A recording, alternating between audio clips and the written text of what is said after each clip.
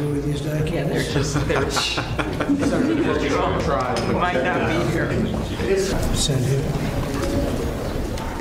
যুক্তরাষ্ট্রের president Donald Trump ক্ষমতা গ্রহণের পর নির্বাহী আদেশে আগামী 90 দিনের জন্য সব মার্কিন বৈদেশিক সহযোগিতার কর্মসূচি সাময়িকভাবে বন্ধ করেছেন।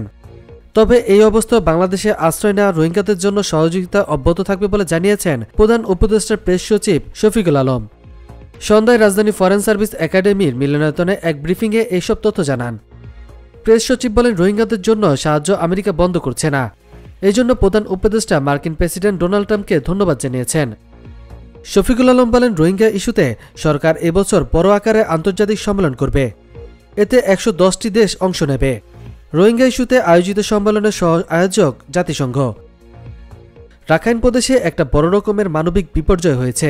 বিপর্যয়ের মূল কারণ হচ্ছে সেখানে একটা সিভিল ওয়ার চলছে। আরাকান আর্মির সঙ্গে মিয়ানমার আর্মির একটা বড় ধরনের ক্র্যাশ হয়েছে।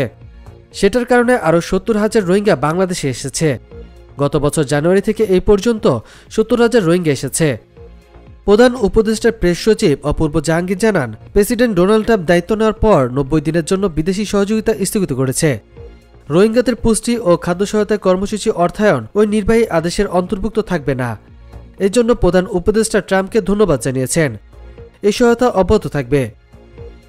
যুক্তরাষ্ট্র দূতাবাসের কর্মকর্তারা প্রধান উপদেষ্টার রোহিঙ্গা সমস্যা ও অগ্রাধিকার প্রাপ্তি বিষয়গুলি সংক্রান্ত একটি হাই রিপ্রেজেন্টেটিভ ডক্টর খলিলুর রহমানের সঙ্গে দেখা করেছেন।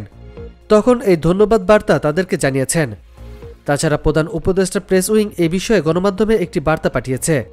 সেখান থেকে জানানো হয়েছে, বিকেলে ঢাকা মার্কিন দূতাবাসে কর্মকর্তাদের উচ্চপদস্থ প্রতিনিধি প্রধান উপদেষ্টা রোহিঙ্গা সমস্যা ও অগ্রাধিকারপ্রাপ্ত বিষয়গুলি সংক্রান্ত হাই রিপ্রেজেন্টেটিভ ডক্টর খলিলুর রহমানের সঙ্গে সাক্ষাৎ করে রোহিঙ্গাদের জন্য সহায়তা অব্যাহত রাখার কথা জানিয়েছেন।